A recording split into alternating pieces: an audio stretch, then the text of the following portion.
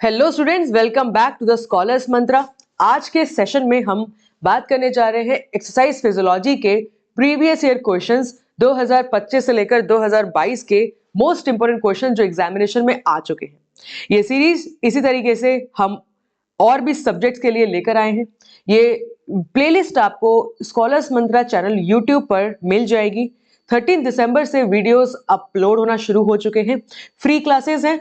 एक एक वीडियो में subject wise previous year question के साथ deep concepts and detailed explanation के साथ ये आपके रिवीजन के लिए बेहतरीन साबित होगी। अगर आप यूजीसी नेट एग्जामिनेशन की तैयारी कर रहे हैं तो डेफिनेटली आपका बढ़िया रिवीजन हो जाएगा।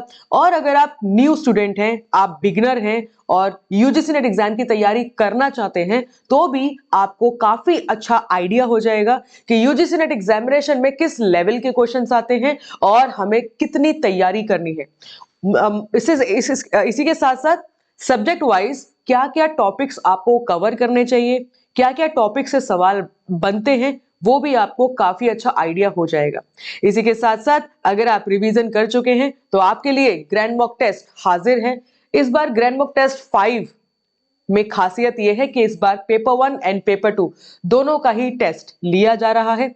28 दिसंबर को टेस्ट है सुबह 11 बजे, तो 3 घंटे का टेस्ट रहेगा 150 क्वेश्चंस के साथ। जिस तरीके से आप 7 जनवरी 2026 को जो यूजीसी नेट दिसंबर का एग्जामिनेशन है उसके लिए एक बेहतरीन एक्सपीरियंस आपके लिए हम देने की कोशिश करेंगे। अब इसके लिए रजिस्ट्रेशन करना जरूरी है। टेस्ट आपका फ्री है बट रजिस्ट्रेशन करना पड़ेगा। फॉर्म फिल करने के लिए आप टेलीग्राम ग्रुप जरूर ज्वाइन करें। टेलीग्राम ग्रुप ज्वाइन करने के बाद ये लिंक आपको मिल जाएगा। टेलीग्राम ग्रुप ज्वाइन करने के और भी फायदे हैं क्योंकि सारी इंफॉर्मेशन फिजियोलॉजी के बारे में सबसे पहले आपको स्कॉलर्स मंत्रा चैनल पर ही मिलती है। इसके अलावा कहीं पर भी कोई डाउट आता है तो आप इस ऑफिस नंबर पे जरूर कॉल करिए, रजिस्ट्रेशन करिए और रेडी रहिए ग्रैंड मॉक टेस्ट 5 के लिए। इसके पहले ऑलरेडी हमारे 4 ग्रैंड मॉक टेस्ट हो चुके हैं। अगर आप स्कॉलर्स मंत्रा से जुड़े हुए हैं तो आप जानते हैं कि जब भी यूजीसी नेट एग्जामिनेशन आता है तो उसके पहले एक बेहतरीन एक्सपीरियंस के लिए हम ग्रैंड मॉक टेस्ट कंडक्ट करवाते हैं। तो आइए स्टार्ट करते हैं प्रीवियस ईयर क्वेश्चंस फिजियोलॉजी के। ये जो रिवीजन है इसीलिए करवाया जा रहा है ताकि आप रेडी हो पाए नेक्स्ट एग्जामिनेशन के लिए। Alright, so be ready. और आगे बढ़ने से पहले मैं आप लोगों को बताना चाहूंगी कि आप लोग नोटबुक और पेन जरूर लेके रखें क्योंकि आप लोग बहुत सारी चीजें नोट डाउन करने वाले हैं। ये जरूर आइडिया हो जाएगा कि क्या क्या टॉपिक्स हैं जो आपको नेट एग्जामिनेशन के लिए जरूर कवर करने चाहिए। ऑलराइट, चलिए let's start the session with UGC NET June 2025। तो यहीं से हम स्टार्ट करेंगे। अब ये जो वीडियो है ये रिकॉर्डेड वीडियो है, इसीलिए स्पीड थोड़ी सी मेरी फास्ट रहेगी। जब भी आप इसका आंसर दें तो वीडियो को रोक दीजिएगा। वीडियो को पॉज करने के बाद प्रॉपर समझिए। इंग्लिश और हिंदी में दोनों दिया हुआ है। आप प्रॉपर समझने के बाद फिर मेरे आंसर के साथ इसको देखिएगा, मैच करिएगा कि आपको आता है या नहीं आता है। मोर ओवर एक और चीज है कि सवालों को सॉल्व करने का भी एक तरीका होता है, तो वो भी जरूर फोकस करेंगे कि आप इन सवालों को सॉल्व कैसे करेंगे। ऑलराइट, सो यहाँ पे जून 2025 का पहला सवाल आपके सामने, the cause of fatigue are. अब यहाँ पे क्लियरली सवाल पूछा हुआ है कि फैटीग के क्या क्या कारण होते हैं और 54 का जो करेक्ट आंसर दिया हुआ है वो दिया हुआ है सेकेंड, ADE, A, D और E। मैं यहाँ पर आपको एक्सप्लेन भी करती जाऊंगी कि इसका आंसर ADE क्यों है। फॉस्फोक्रिएटिन डिप्लीशन, जब PC डिक्रीज होगा तो डेफिनेटली अब ये बात क्लियर है कि आप एनारोबिक एक्टिविटी कर रहे हैं। जब आप एनारोबिक एक्टिविटी करेंगे और पीसी डिप्लीट होगा तो इसका मतलब है कि आप एक्टिविटी कर रहे हैं, वो भी फास्ट एक्टिविटी, तो यहां पर फैटीग के बनने के चांसेस ज्यादा रहेंगे। इसी के साथ साथ डिक्रीज इन हाइड्रोजन आयंस। अब आप ये बात जानते हैं कि बी नहीं हो सकता। बी इसलिए नहीं हो सकता क्योंकि जब अगर केमिकल रिएक्शन आपने देखी है तो केमिकल रिएक्शन के लिए जब लास्ट में लैक्टेट बनता है तो लैक्टेट के साथ साथ रिलीज होते हैं H पॉजिटिव आयन। तो ये H पॉजिटिव आयन की वजह से ही फैटीग का रेट बढ़ता है। तो यहां पे उल्टा लिखा हुआ है, डिक्रीज लिखा हुआ है इसलिए बी नहीं हो सकता। Decrease in in core temperature, अब जैसे कि आप जानते हैं कि अगर आपकी बॉडी में फैटीग बनेगा इसका मतलब है you are doing anaerobic activity. अगर आप एनारोबिक एक्टिविटी करते हैं तो ऑटोमेटिकली आपकी बॉडी का टेम्परेचर बढ़ेगा ना कि घटेगा, इसलिए सी भी काट दो। ग्लाइकोजन डिप्लीशन, जब आपकी बॉडी का ग्लाइकोजन कम होगा which means that you are doing activity, तो फैटीग होगा। अकम्बलेशन ऑफ लैक्टिक एसिड, जब लैक्टिक एसिड रिलीज होगा तो लैक्टिक एसिड से लैक्टेट बनेगा और H पॉजिटिव आयन रिलीज होंगे, तो that is also the cause of fatigue. तो that is why A, D और ई इसका आंसर हो जाता है। अब यहां पर ना एक थोड़ा सा समझने वाली बात यह भी है, फॉस्फोक्रिएटिन डिप्लीशन, क्योंकि फॉस्फोक्रिएटिन जब डिप्लीट होता है तो फैटीग नहीं बनता, बिकॉज जो एटीपी प्लस पीसी, तो ये जो दो जो फ्यूल हैं एटीपी एंड पीसी, ये दोनों इलेक्ट्रिक, ये इलेक्ट्रिक फ्यूल है। इलेक्ट्रिक का मतलब है कि इसका जो लास्ट प्रोडक्ट है वो लैक्टिक एसिड नहीं बनता। तो ये थोड़ा सा डाउटफुल है, मतलब ए ऑप्शन थोड़ा सा डाउटफुल है, बाकी सारे ठीक है। लेकिन फिर भी अगर आप 5 ऑप्शन में देखेंगे तो बी और सी तो हो ही नहीं सकता, दैट इज वाई हम ए, डी और ई को यहां पर लगा देंगे। तो आपने ये भी देखा कि सवालों को सॉल्व कैसे करना है, बड़ा अच्छा सवाल है, इसमें रट्टा मारने वाली कोई बात नहीं है, ये अंडरस्टैंडिंग बेस्ड क्वेश्चंस होते हैं। बट ये सवाल एनर्जी सिस्टम से आया है, तो एनर्जी सिस्टम आपके लिए बड़ा ही इंपॉर्टेंट टॉपिक बन जाता है फिजियोलॉजी का। ऑलराइट, इसी के साथ आगे बढ़ेंगे। 63 क्वेश्चन नंबर आपके सामने। Which of the following health risk are associated with high altitude training. अगर आप हाई एल्टीट्यूड ट्रेनिंग की बात करते हैं तो इनमें से कौन कौन से हेल्थ रिस्क फैक्टर हैं। देखो, हाई एल्टीट्यूड ट्रेनिंग जो है बेसिकली ये की जाती है एंड्योरेंस डेवलपमेंट के लिए। तो जितने भी एंड्योरेंस एथलीट्स होते हैं उनके लिए एल्टीट्यूड ट्रेनिंग काफी बेनिफिशियल रहती है। अब 63 का करेक्ट आंसर यहां पे 1 दिया हुआ है, बी, डी एंड ई। आपने देखा भी होगा विंटर सीजन में आपके हाथ और पैर फूल जाते हैं, there is a swelling in your arms, in like in your hands and your fingers, थोड़े से सूजन आ जाती है, सूज जाते हैं विंटर सीजन में। रीजन बीइंग क्योंकि प्रॉपर ब्लड फ्लो ना हो पाने की वजह से ऐसा होता है। तो पल्मोनरी एडिमा, तो जो आपका पल्मोनरी एरिया है वहां पे भी सूजन आ जाएगी because of lack of oxygen, because of lack of blood, proper blood ना हो पाने की वजह से। सेरिब्रल एडिमा, आपके नर्वस सिस्टम में, ब्रेन में भी थोड़ी सी सूजन आ सकती है प्रॉपर ब्लड फ्लो ना हो पाने की वजह से। Hypoxia, hypoxia is the condition in which there is a lack of oxygen. तो ये बात क्लियर है कि बी, डी और ई आंसर बिल्कुल सही है। हाइपरथर्मिया क्यों नहीं होगा, क्योंकि जब आप हाई एल्टीट्यूड ट्रेनिंग में होते हैं तो हाइपोथर्मिया होता है, टेम्परेचर कम होता है ना कि ज्यादा, तो इसलिए ए काट दो। फ्रॉस्टबाइट, अब फ्रॉस्टबाइट क्यों नहीं हो सकता, because frostbite is a condition in which आपके जो हाथ और पैर हैं उसमें प्रॉपर ब्लड फ्लो ना हो पाने की वजह से वहां पर उसके जो सेल्स हैं वो डैमेज होना शुरू हो जाते हैं, स्किन ब्लू हो जाती है, that means the cells of that area get damaged, properly damage हो जाते हैं। अब फ्रॉस्टबाइट एक ऐसी कंडीशन है जहां पर टेम्परेचर बहुत ही कम होता है। अब जहां पर जिस टेम्परेचर पे फ्रॉस्टबाइट की कंडीशन होगी तो डेफिनेटली आप वहां पर एल्टीट्यूड ट्रेनिंग नहीं करेंगे। ये थोड़ा सा समझने वाली बात है कि if the temperature is very low in which there is a chances of frostbite, तो डेफिनेटली आप वहां पे एल्टीट्यूड ट्रेनिंग नहीं करेंगे। इतने कम टेम्परेचर में ट्रेनिंग नहीं होती है जहां पर हाथ पैर जमना शुरू हो जाएं। तो इसलिए frostbite health risk altitude training का नहीं है। अगर आप कोल्ड टेम्परेचर लिखा होता, अगर कोल्ड टेम्परेचर लिखा होता कि इसके कोल्ड टेम्परेचर के क्या क्या हेल्थ रिस्क हो सकते हैं, तो फिर इसका करेक्ट आंसर फ्रॉस्टबाइट बिल्कुल सही था। लेकिन अगर आप एल्टीट्यूड ट्रेनिंग की बात कर रहे हैं तो फ्रॉस्टबाइट एक हेल्थ रिस्क कंडीशन नहीं होता है, क्योंकि अगर हेल्थ रिस्क कंडीशन होता तो हम एक्सरसाइज नहीं करते। That is why B, D और ई इसका सही आंसर हो जाता है। मैंने इतना डिटेल में इसलिए एक्सप्लेन किया क्योंकि ये क्वेश्चन में बहुत सारे स्टूडेंट्स को डाउट होता है कि मैम फ्रॉस्टबाइट भी तो हो सकता है। हाँ जी, फ्रॉस्टबाइट हो सकता था, लेकिन तब जब कोल्ड टेम्परेचर लिखा होता तो। ऑलराइट, तो यहाँ पे करेक्ट आंसर इसका फर्स्ट हो जाता है, बिल्कुल सही दिया हुआ है आंसर की में।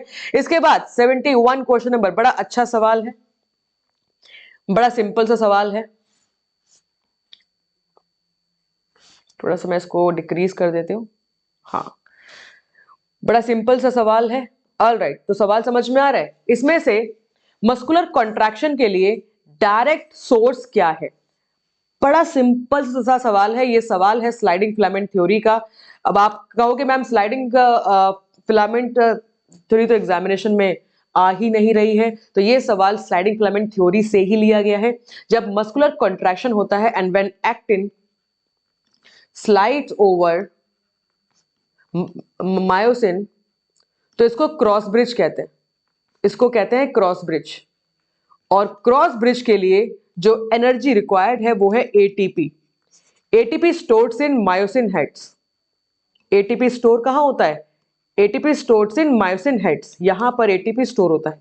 तो correct answer is ATP. Muscular contraction के लिए, because this muscular contraction is very fast and बहुत फास्ट एक्टिविटी के लिए ATP is the main source of energy. That is why third is the correct answer. ठीक है जी। इसके बाद 85th question number, and this is match of the following. बड़ा अच्छा सवाल है, बड़ा सिंपल सा सवाल है। So here we know that के एक होता है ब्रेडिकार्डिया, एक होता है टैकीकार्डिया।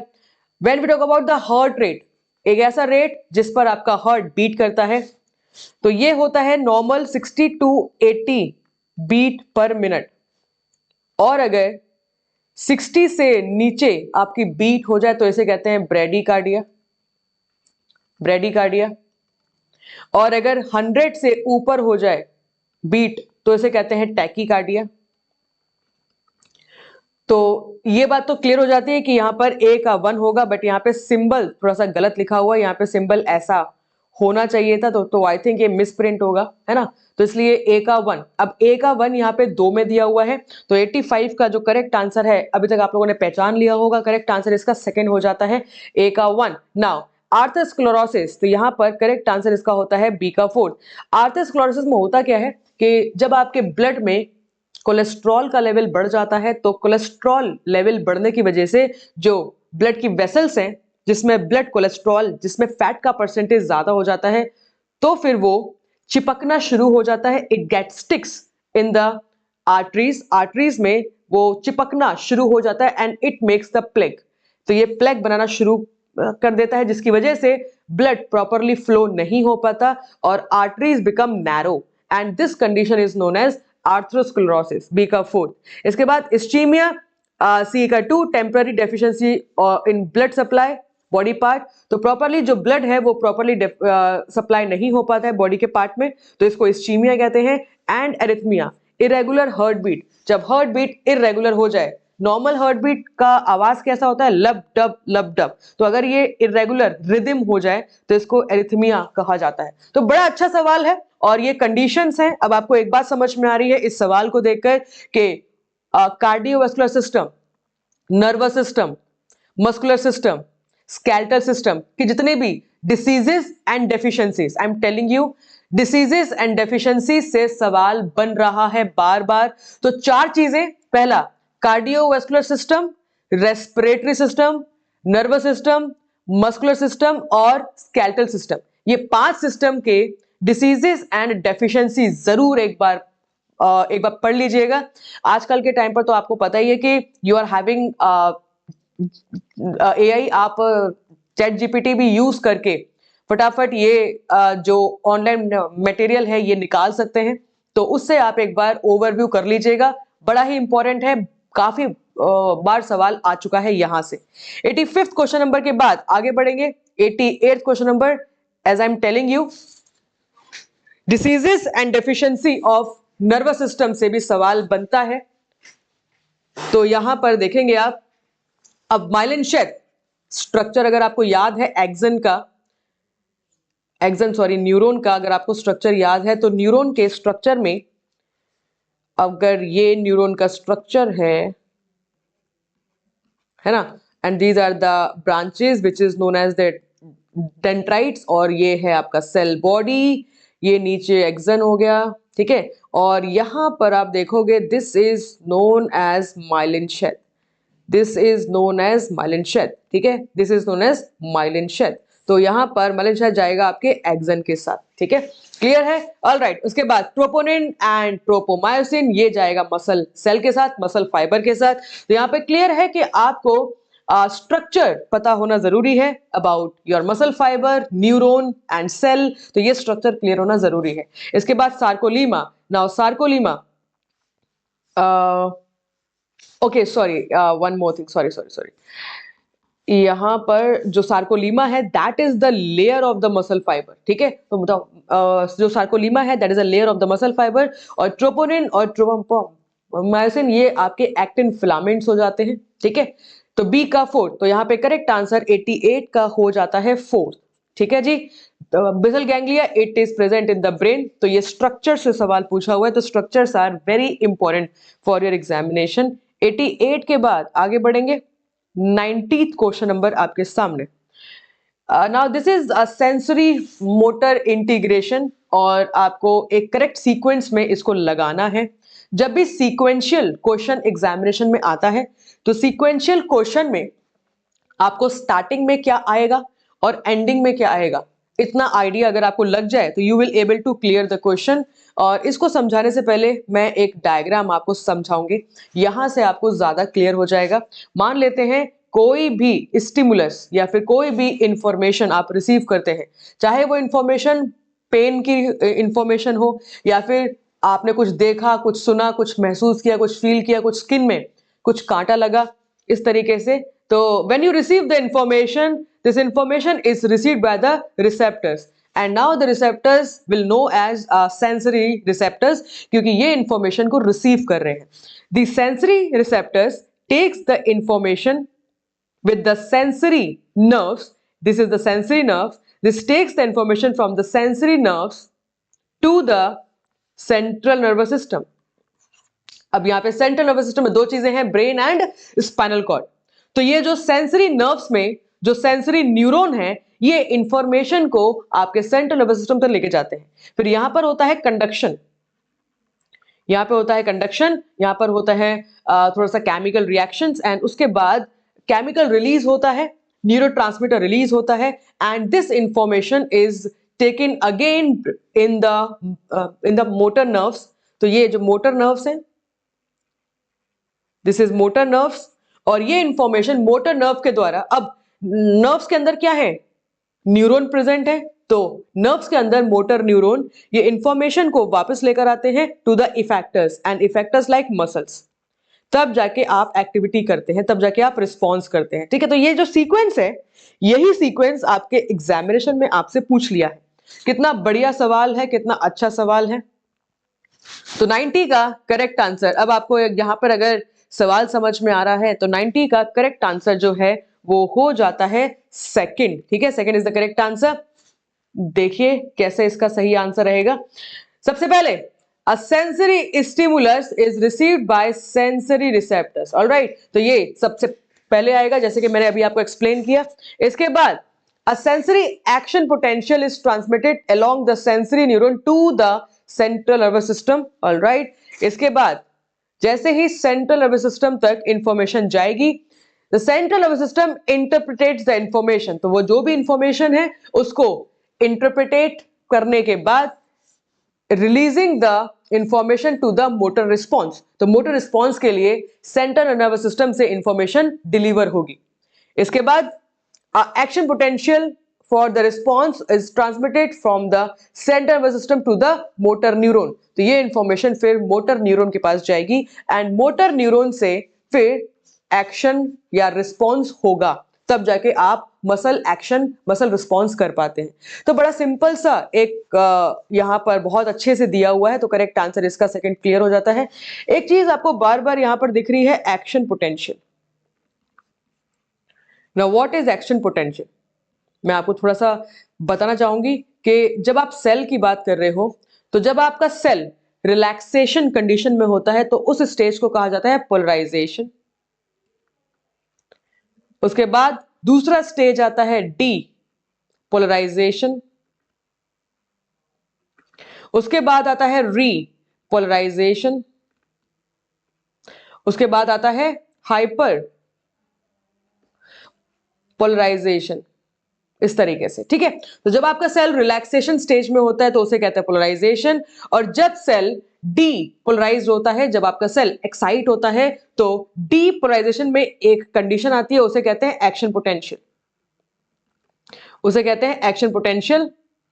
और दिस इज द कंडीशन जिसमें सेल आपका एक हाईएस्ट लेवल पे चार्ज होता है, और एक्शन पोटेंशियल के बाद ही न्यूरॉन से केमिकल रिलीज होता है, ठीक है। तो ये याद रखेंगे कि एक्शन पोटेंशियल कंडीशन के बाद ही जो सेल है वो आगे इंफॉर्मेशन को ट्रांसमिट करेगा। एज यू नो दैट कि जो न्यूरॉन है वो जब चार्ज होते हैं तब जाके वो इंफॉर्मेशन आगे ट्रांसमिट करते हैं, and it makes the branches. तो जब तक सेल एक्शन पोटेंशियल कंडीशन में नहीं आएगा वो आगे अपना एक्शन नहीं करेगा, इसलिए यहां पर बार बार एक्शन पोटेंशियल लिखा हुआ है। एक्शन पोटेंशियल के बाद ही सेल आगे इंफॉर्मेशन को ट्रांसमिट करेगा, तब जाके एक्शन होता है। तो आई रियली होप कि आपको ये सवाल समझ में आया। बड़ा अच्छा सवाल है, लेकिन इस सवाल को करने के लिए आपको ये डायग्राम याद होना चाहिए, तभी आप वो कर पाते, राइट। चलिए, ऑल राइट, यहाँ पे 101 क्वेश्चन नंबर आपके सामने, which is following is called the basic functional unit of skeletal muscles, and you know that कि skeletal muscle के अंदर है muscle fiber, और muscle fiber के अंदर है myofibril, और myofibril के अंदर है myofilaments, and myofilaments दो टाइप के हैं, एक्टिन एंड मायोसिन।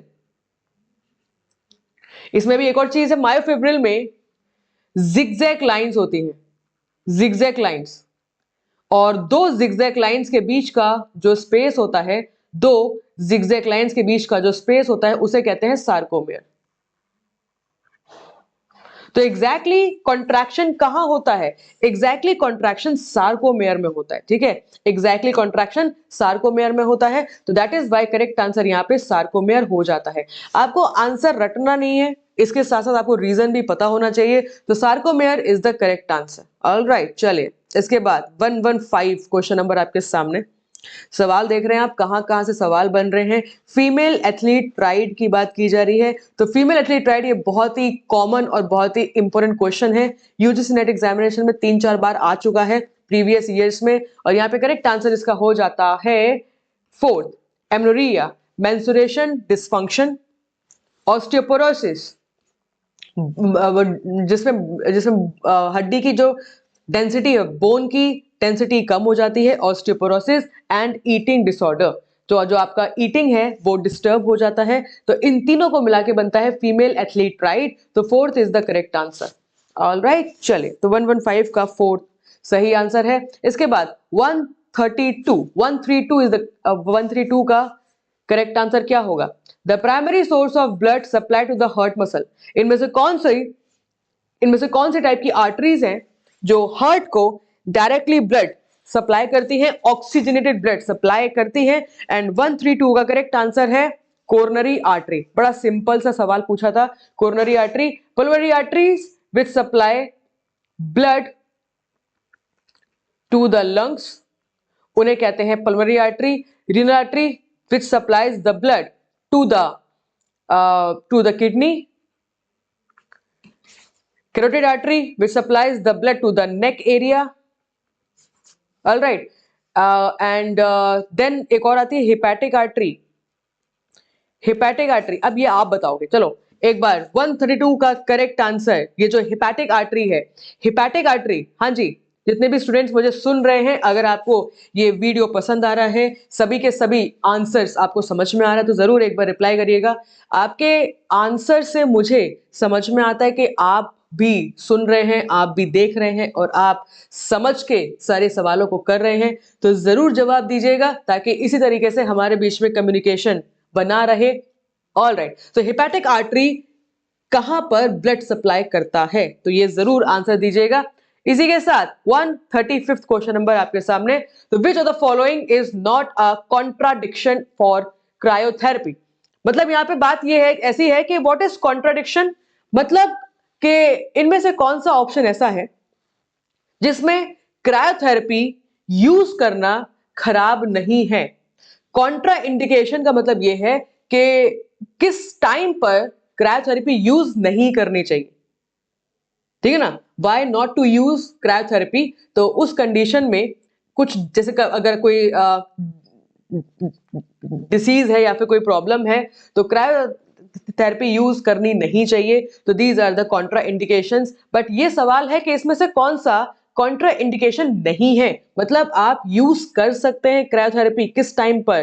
तो करेक्ट आंसर इसका हो जाता है हाइपरथर्मिया। तो जैसे ही अगर आपका टेम्परेचर बहुत ज्यादा हो जाता है या फिर आपके बॉडी में टेम्परेचर बहुत ज्यादा है तो आप क्रायोथेरेपी यूज कर सकते हैं। तो third is the correct answer. इस टाइम पर कोई प्रॉब्लम नहीं होगी क्रायोथेरेपी यूज करने में। बाकी रेनॉल्ड डिसीज में क्रायोथेरेपी यूज करना बेकार है। इसमें भी अगर कोई डिसीज हुई है तो उसमें क्रायोथेरेपी यूज करना बेकार ही रहेगा। इस्चीमिया में क्रायोथेरेपी का कोई मतलब नहीं है, इसलिए फोर्थ भी काट दो। तो करेक्ट आंसर यहाँ पे थर्ड हो जाता है। तो इस तरीके से आप देखेंगे टोटल अगर हम बात करते हैं जून 2025 की, तो टोटल 10 क्वेश्चंस आए थे। अब 10 क्वेश्चंस जो जून के आए थे, अब आप ये बात समझ पा रहे हैं कि कुछ क्वेश्चंस कुछ क्वेश्चंस बड़े बड़े सिंपल से थे, कुछ क्वेश्चंस लॉजिकल क्वेश्चंस थे, that means match of the following and sequential questions proper तरीके से दिए गए थे। एंड आपने इसके अकॉर्डिंग टॉपिक्स भी नोट डाउन कर लिए कि किस तरीके से पूरे टॉपिक्स यहाँ पे कवर किए गए हैं। ऑलराइट, तो इसको आप नोट डाउन करके रखिएगा ताकि इन फ्यूचर जब आप नेक्स्ट एग्जाम की तैयारी कर रहे हैं तो ये सब चीजें आपको बड़े काम आएंगी। ऑलराइट, चलिए इसके बाद हम बात करेंगे दिसंबर 2024 की। रेडी हो जाइए नेक्स्ट पेपर को सॉल्व करने के लिए। दिसंबर 2024, हाँ जी, 51 क्वेश्चन नंबर। इसमें सवाल थोड़े से ज्यादा आए थे,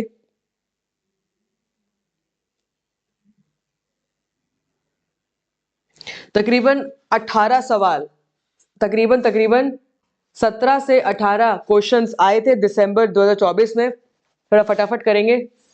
51 question number, ischaemia, fibrillation, serotonin. अब आप देख रहे हो इस्चीमिया बार बार इस्चीमिया आ रहा है। इस्चीमिया आप एक बार पढ़ चुके हो, तो यहां पर ए का जो करेक्ट आंसर है वो थर्ड हो जाता है। ठीक है, ए का थर्ड। अब इस्चीमिया से ही आपको बाकी सारे ऑप्शंस के बारे में समझ में आ जाता है। Local temporary deficiency of the blood and oxygen, इसको इस्चीमिया कहते हैं। तो ए का थ्री एक ही में दिया हुआ है। फिब्रिलेशन बी का 1 के साथ। Irregular in force and rhythm of the heart का रिदम प्रॉपरली नहीं होता, उसको फिब्रिलेशन कहते हैं। और इसके लिए जो इंस्ट्रूमेंट यूज होता है आपने सुना होगा डीफिब्रिलेटर। अगर कार्डियक अरेस्ट होता है तो कार्डियक अरेस्ट में भी डीफिब्रिलेटर यूज किया जाता है ताकि प्रॉपरली हार्ट का रिदम दोबारा से शुरू हो सके। तो इधर से भी आप इसको याद कर सकते थे। सी का fourth, rupture of the cell, इसे हीमोलिसिस कहा जाता है। और serotonin, and that is the neurotransmitter. एक चीज और मैं आपको बता दूं कि एक्सरसाइज फिजियोलॉजी के लिए न्यूरोट्रांसमीटर्स जो कि different type of neurotransmitters are there, आप जरूर इनको पढ़ लीजिएगा। और उसके फंक्शन, न्यूरोट्रांसमीटर्स एंड उसके फंक्शंस सेम, हार्मोन्स एंड उनके फंक्शंस, ये सवाल एग्जामिनेशन में बहुत पूछा जाता है। तो डिफरेंट न्यूरोट्रांसमीटर इज देयर। तो सीरोटोनिन ये एक्साइटरी न्यूरोट्रांसमीटर जो कि आपके बॉडी को फाइट और फ्लाइट सिचुएशन के लिए रेडी करता है, सीरोटोनिन। इसके बाद आगे बढ़ेंगे। 54th question number, proximal attachment of which muscle is between posterior and anterior gluteal lines on the posterior ilium. अब देखो ये कुछ ऐसा सवाल है जिसमें थोड़ा सा आपको डिटेल में नॉलेज चाहिए रहेगी। तो जो भी मसल जो ग्लूटियल लाइन पोस्टीरियर इलियम के पास प्रेजेंट होती है उसका प्रॉक्सिमल अटैचमेंट क्या है। तो यहाँ पे ज्यादा एक्सप्लेन करने के लिए नहीं है, it's all about the structure. अगर आपको स्ट्रक्चर क्लियर है तो आप ये कर पाएंगे। 54 का करेक्ट आंसर यहाँ पर दिया हुआ है third, gluteal medius. Gluteal medius is the correct answer. ठीक है, इसके बाद 58th क्वेश्चन नंबर, बहुत अच्छा सवाल है, बड़ा अच्छा सवाल है 58 क्वेश्चन नंबर का। हाँ जी, चलिए, सीक्वेंस ऑफ रिकवरी, जब रिकवरी होती है। अब अगेन ये सवाल कहां से आया हुआ है, एनर्जी सिस्टम। और देखो एक और बात आपको समझ में आ रही है कि कोई भी सिस्टम से जो क्वेश्चंस पूछा जा रहा है यूजीसी नेट में वो सीधा सीधा उठा के नहीं पूछा जा रहा है। अब एनर्जी सिस्टम में यू नो दैट कि जब एटीपी, एटीपीपीसी, ग्लाइकोजन, उसके बाद फैट्स, है ना, जब ये यूज होगा, डिप्लीट होगा, तो डिप्लीट होने के बाद रिकवरी भी तो होगी। तो जब आप रेस्ट करोगे, व्हेन यू टेक रिकवरी, जब आप रिकवरी करोगे तब उसका स्टेप्स क्या होता है, उसका सही सीक्वेंस क्या होता है, वो यहां पर पूछा हुआ है। ठीक है, वो यहां पे पूछा हुआ है। तो ये जो सवाल है ये स्पोर्ट्स ट्रेनिंग के साथ भी रिलेट होता है। इट इज नॉट लाइक केवल फिजियोलॉजी में ही आप इसका जवाब दे पाओगे, अगर आपको स्पोर्ट्स ट्रेनिंग की भी नॉलेज है तो भी आप इसका जवाब दे पाओगे। तो 58 क्वेश्चन नंबर का करेक्ट आंसर यहां पर हो जाता है बी। मैं समझाती हूं कैसे। सबसे पहले अब आप ये बात जानते हैं कि जो फ्यूल सबसे जल्दी डिप्लीट होता है तो वो फ्यूल सबसे पहले रिप्लेनिश होगा, सबसे पहले वो रिकवर होगा। तो सबसे पहले एटीपी रिकवर होगा क्योंकि ये सबसे जल्दी डिप्लीट होता है।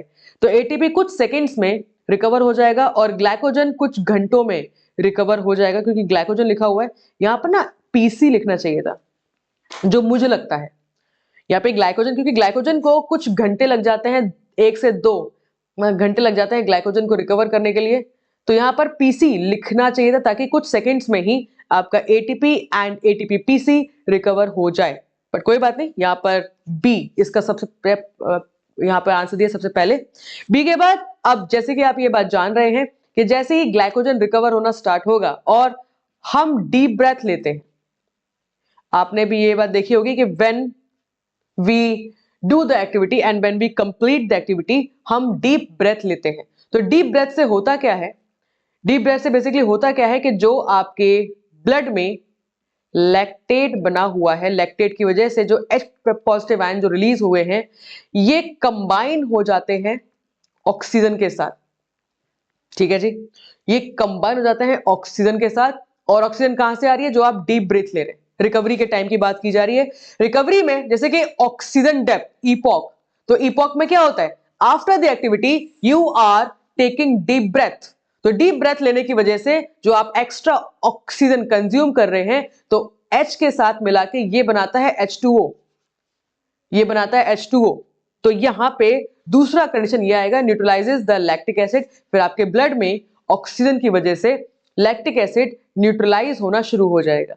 इसके बाद रिस्टोरेशन ऑफ द होम्योस्टेसिस, जैसे ही आपके ब्लड में लैक्टिक एसिड कम होना शुरू होगा, H पॉजिटिव आयन कम होना शुरू होंगे, ऑटोमेटिकली आपकी जो ही होम्योस्टेसिस है, जो आपका इंटरनल एनवायरनमेंट है वो नॉर्मल होना शुरू हो जाएगा। जो अभी तक आपको डीप ब्रेथ हो रहा था, आपका बॉडी का टेम्परेचर बहुत ज्यादा था, ब्लड फ्लो बहुत ज्यादा था, हार्ट रेट बहुत ज्यादा था, तो वो ऑटोमेटिकली नॉर्मल आना शुरू हो जाएगा। और जैसे ही ऐसा होगा फिर आपकी बॉडी में एनर्जी दोबारा से रिक्रिएट होना शुरू हो जाएगी। उसे एनाबॉलिक इन नेचर कहेंगे, एनाबॉलिक इन नेचर। तो आपके मसल्स में, आपके बॉडी में एनर्जी दोबारा से बनना शुरू हो जाएगी। So second is the correct answer. देख रहे हो, सवाल बड़ा अच्छा पूछा हुआ है, बट इसके लिए आपको इतना नॉलेज, इतना डीप चीजें क्लियर होना जरूरी है, तभी आप इसको अच्छे से समझ के, क्योंकि ये सवाल के ना जो स्टेप्स हैं ये बड़े कंफ्यूज कर सकते हैं आपको, बट अगर आपको कॉन्सेप्ट क्लियर है तो आप कंफ्यूज नहीं होंगे। ऑलराइट, तो 58 का करेक्ट आंसर यहाँ पे सेकंड हो जाता है। इसके बाद आगे बढ़ेंगे 59 क्वेश्चन नंबर।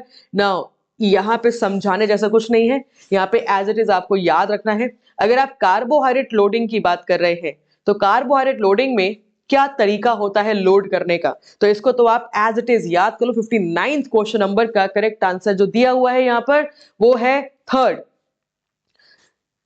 तो आप मसल ग्लाइकोजन इंक्रीज कर सकते हैं bye 25 gram per kilogram of the muscle weight. तो ये आप याद कर लीजिएगा कि आप मसल पर किलोग्राम मसल में तकरीबन 25 ग्राम ग्लाइकोजन स्टोर कर सकते हैं कार्बोहाइड्रेट लोडिंग के टाइम पर।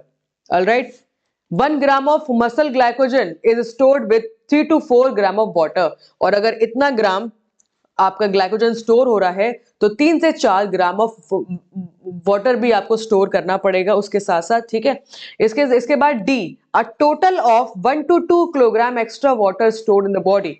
तो इतना टोटल एक्स्ट्रा जो सप्लाई है वाटर है वो स्टोर करना होगा। तो ए बी डी, तो एज इट इज इसको याद कर लीजिएगा, बड़ा अच्छा सवाल है। Third is the correct answer. दोबारा आ सकता है क्योंकि एग्जामिनेशन में रिपीटेड क्वेश्चंस होते हैं, काफी क्वेश्चंस रिपीट होते हैं, एग्जैक्टली सेम टू सेम तो नहीं, लेकिन हाँ फिर भी रिलेटेड क्वेश्चन आपको देखने को मिलेंगे। Hypertrophy of the muscles, now this question comes from effect of exercise. अब देखो इफेक्ट ऑफ एक्सरसाइज तीन तरीके से इसको याद करिएगा, जहां तक मैंने देखा है कि एग्जाम में सवाल कैसे बनते हैं। Effect of exercise on cardiovascular system, effect of exercise on respiratory system, effect of exercise on muscular system. ये तीन सिस्टम आप जरूर अच्छे से एक बार पढ़ लीजिएगा। तो यहाँ पे देखोगे जब आप मसल्स की बात कर रहे हो, मसल्स में दो टाइप का एक्सरसाइज होती है, एक एनारोबिक और दूसरी एरोबिक। तो जो एनारोबिक एक्टिविटी है, एनारोबिक एक्टिविटी की वजह से जो मसल फाइबर है, मसल फाइबर का साइज बढ़ जाता है, ठीक है ना। मसल फाइबर का जो साइज है ये बढ़ जाता है। मसल फाइबर के साइज इंक्रीज होने की वजह से होता है muscle hypertrophy, muscle hypertrophy, muscle hypertrophy. Alright, ये यहां तक समझ में आ रहा है। और जब हम लोग बात कर रहे हैं एरोबिक, एरोबिक की अगर हम लोग बात कर रहे हैं तो एरोबिक एक्सरसाइज की वजह से आपके मसल में क्या क्या बदलाव आते हैं। एरोबिक एक्सरसाइज की वजह से आपके मसल में बदलाव आते हैं कि माइटोकॉन्ड्रिया, माइटोकॉन्ड्रिया डेंसिटी ये आपकी बढ़ जाती है। क्या हो जाता है, माइटोकॉन्ड्रिया डेंसिटी है ये आपकी इंक्रीज हो जाती है। माइटोकॉन्ड्रिया के साथ साथ मायोग्लोबिन, मायोग्लोबिन ये भी आपका नंबर, मायोग्लोबिन का भी नंबर आपका बढ़ जाता है। और इसके साथ साथ कैपिलरी डेंसिटी, कैपिलरी डेंसिटी ये भी आपकी बढ़ जाती है। और here you can see that कि चाहे कैपिलरी डेंसिटी हो, चाहे चाहे ये हो कॉन्ड्रिया हो या फिर मायोग्लोबिन हो, ये तीनों ऑप्शन में ये जो उसका रिलेशनशिप है वो ब्लड और ऑक्सीजन के साथ है ना, ब्लड और ऑक्सीजन के साथ है। तो ये रिलेट करेगा एरोबिक ट्रेनिंग के इफेक्ट के साथ। तो ये आप एज इट इज इसको याद रखेंगे। तो हम लोग बात कर रहे हैं हाइपरट्रॉफी की, तो एरोबिक इफेक्ट भी पूछ सकते हैं, तो अगली बार के लिए याद रखें आप। सेम इस तरीके से आपको रेस्पिरेटरी सिस्टम और कार्डियोवास्कुलर सिस्टम का भी पढ़ाई करना पड़ेगा बहुत अच्छे से, क्योंकि यहां से सवाल बनता है। अब आपको ये बात समझ में आ रही है कि अगर हाइपरट्रॉफी ऑफ यहाँ पे इसकी बात की जा रही है, मसल्स की बात की जा रही है, तो करेक्ट आंसर है myofibril, because this is a part of the muscle fibre. Actin and myosin, this is the part of the muscle fiber, and sarcoplasm, this is the part of the muscle fiber। तो तीनों आपके muscle fibre के part हैं। Tendon is not a part of the muscle fibre and lipids is not a part of the muscle fibre. तो D and E नहीं होगा, A B C correct answer है। तो second is the correct answer. देख रहे हो आप सवाल कितना सिंपल सा, लेकिन अच्छा सवाल है, अगली बार भी रिपीट हो सकता है, याद रखेंगे आप। 73 के बाद आगे बढ़ेंगे। 88 क्वेश्चन नंबर आपके सामने, 88 क्वेश्चन नंबर आपके सामने। ऑल राइट, सो यहां पर आप देखेंगे एक बात तो क्लियर आपके सामने क्लियर हो जाती है, VO2 मैक्स। तो VO2 max is oxygen consumption पर मिनट। एक मिनट में आप कितना अमाउंट ऑफ ऑक्सीजन कंज्यूम करते हैं उसे कहते हैं VO2 मैक्स, ठीक है। तो ए का फोर्थ दिया हुआ है, अब ए का फोर्थ 2 में दिया हुआ है, तो 2 आपको यहाँ पे देखने को मिल रहे हैं। अब एक और अगर आपने ढूंढ लिया तो आपके लिए इजी हो जाएगा, लेकिन ना आपको कंफ्यूजन होगी नहीं, क्योंकि थोड़ा सा लॉजिक लगाना है आपको यहाँ पे, ठीक है। देखो एफ, अब एफ क्या हो सकता है, डेफिनेटली एफ फ्रैक्शन होगा। तो आई मतलब इंस्पायर्ड एयर, ऑक्सीजन मतलब ऑक्सीजन, तो ये हो जाता है आपका fractional concentration of oxygen in inspired air. तो जितना भी आप एयर इंस्पायर करते हैं उसमें ऑक्सीजन का कितना फ्रैक्शन कंसंट्रेशन होता है, तो बी का 1। अब बी का 1 किस में दिया हुआ है, 1 में दिया हुआ है, तो यहाँ पे करेक्ट आंसर 88 का फर्स्ट हो जाता है। मिल गया आपको। सेम, अब आपको इतना कॉमन सेंस है कि पी के ऊपर अगर बार लगाया हुआ है तो ये एवरेज की बात कर रहा है, ये मीन की बात कर रहा है, है ना, ये तो आप लोगों ने पढ़ा होगा स्टैटिस्टिक्स में भी। तो ये हो जाता है मीन के साथ। This is the mean capillary oxygen pressure, mean capillary oxygen pressure, and this is alveolar oxygen pressure. इस तरीके से पी फॉर प्रेशर। ठीक है जी, सवाल बड़ा कॉमन सा है, बड़ा सिंपल सा सवाल पूछा हुआ है, स्कोरिंग क्वेश्चन है, तो यहाँ पे ए इसका फर्स्ट, इसका करेक्ट आंसर हो जाता है। बहुत बढ़िया, आगे बढ़ेंगे। 93 क्वेश्चन नंबर आपके सामने। 93 क्वेश्चन नंबर आपके सामने, जैसे कि मैंने कहा कि various diseases of your bones and the joints and the heart, lungs, nervous system, muscular system, यहाँ की जो डिसीजेस हैं एग्जामिनेशन में आती हैं। तो 93 का करेक्ट आंसर हो जाता है थर्ड, ए का 3, थायराइड। हैशिमोटोज डिसीज थायराइड से है।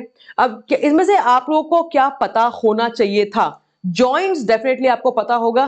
रूमेटॉइड आर्थराइटिस, तो arthritis is a disease of joints, तो डी का 1। अब डी का 1 2 में दिया हुआ है। हेपेटाइटिस, हेपेटाइटिस कहाँ की बीमारी है? लिवर की प्रॉब्लम है, लिवर की प्रॉब्लम। ठीक है, तो hepatitis is a liver problem, तो बी का 4। अब बी का 4, तो बी का 4 और ए का 3, बी का 4 और ए का 3 लो, थर्ड एक ही में दिया हुआ है, तो 93 का करेक्ट आंसर थर्ड हो जाता है। ठीक है, बाकी आप इसको रिलेट करिएगा। ऑलराइट, तो डी का 1 एंड ए का 3 और बी का 4, तो करेक्ट आंसर यहाँ पे थर्ड हो जाता है। इसी के साथ साथ 111 क्वेश्चन नंबर आपके सामने। 111 क्वेश्चन नंबर आपके सामने, कितना बढ़िया सवाल है, कितना अच्छा सवाल है। When person's age increase, अब ये टॉपिक कौन सा एग्जामिनेशन के लिए है? एजिंग। ये एजिंग टॉपिक से लिया गया है कि जब उम्र बढ़ती है तो उम्र के बढ़ने से इनमें से कौन कौन सा ऑप्शंस, कौन कौन सा फैक्टर डिक्रीज होता है। अब इन सवालों में आपको केवल और केवल पेशेंस के साथ सवालों को सुनना है, समझना है और सही जवाब देना है। बिल्कुल भी हड़बड़ाने की जरूरत नहीं है इन क्वेश्चंस में, जल्दबाजी करने की बिल्कुल जरूरत नहीं है, क्योंकि ये सवाल होते तो आसान है लेकिन फिर भी नंबर कट जाते हैं। तो 111 का करेक्ट आंसर क्या होगा? देखिए, इसमें यह पूछा है कि जब एज बढ़ती है, उम्र बढ़ती है तो क्या चीज डिक्रीज होती है। तो जैसे ही उम्र बढ़ती है तो एट्रोफी होता है। एट्रोफी का मतलब है the size of the muscle fibre gate decrease, तो मसल साइज डिक्रीज होता है। हाँ जी, ए होगा। परसेंटेज ऑफ फैट, अब फैट तो बढ़ता है ना, फैट विल इंक्रीज, तो इसलिए बी नहीं होगा। अगर बी नहीं होगा तो मिल गया आपको आंसर, ये लो, इसमें भी काट दो, इसमें भी काट दो, इसमें भी काट दो। ठीक है जी, तो ACE, तो ए मस्कुलर स्ट्रेंथ, ये भी डिक्रीज होती है। ब्लड प्रेशर, ये भी ब्लड प्रेशर आपका, ये आपका बढ़ता है। बीपी आपका इंक्रीज होता है। ठीक है, तो बी नहीं होगा और डी नहीं होगा। Absence of fat in the body, अब absence of fat in the body मतलब फैट बढ़ता है। देखो ये ना घुमा के पूछा हुआ है, ये कान को घुमा के पूछा हुआ है, एब्सेंस ऑफ फैट। अब एब्सेंस ऑफ फैट मतलब फैट नहीं है, तो ये डिक्रीज होता है, क्योंकि इसका मतलब ये है कि फैट बढ़ना चाहिए ना। तो ये थोड़ा सा घुमा के पूछा हुआ है सवाल को, अगर आप समझ पा रहे हैं तो, कि absence of fat in the body, तो ये डिक्रीज होता है क्योंकि इसकी एब्सेंस रिड्यूस होती है और प्रेजेंस बढ़ती है। एब्सेंस रिड्यूस होती है और प्रेजेंस बढ़ती है, तो ये उस तरीके से घुमा के पूछा हुआ है, तो कंफ्यूज करने की कोशिश की है, बट ऑप्शन सिंपल होने की वजह से यहां पर इसका सही जवाब ए, सी और ई हो जाता है। ठीक है ना, क्लियर है? सवाल बड़ा सिंपल सा, बड़ा अच्छा सवाल पूछा था। 111 के बाद 113 क्वेश्चन नंबर आपके सामने। 113 का पहला सवाल, अब देखो ये न्यूट्रोफिल्स, और अब मैं इसके लिए थोड़ा सा आपके लिए इसको दिखाने के लिए ना, let me show you something. मेरे पास इसका काफी अच्छा डेटा अवेलेबल है।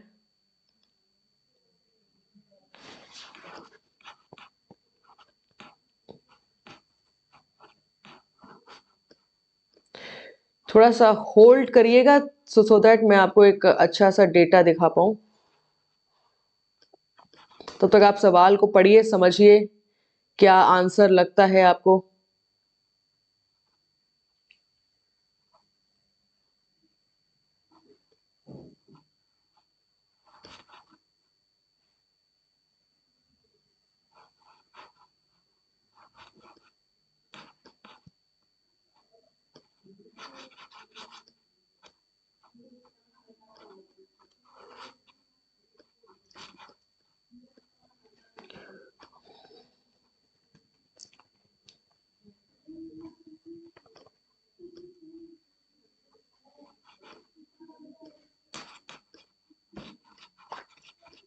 All right, just a minute so that I will show you, क्योंकि इसका कंटेंट मैं ओपन करना भूल गई, बट मैं आपको एक बहुत अच्छा कंटेंट देना चाहती हूँ, इसलिए थोड़ा सा रुकिएगा please.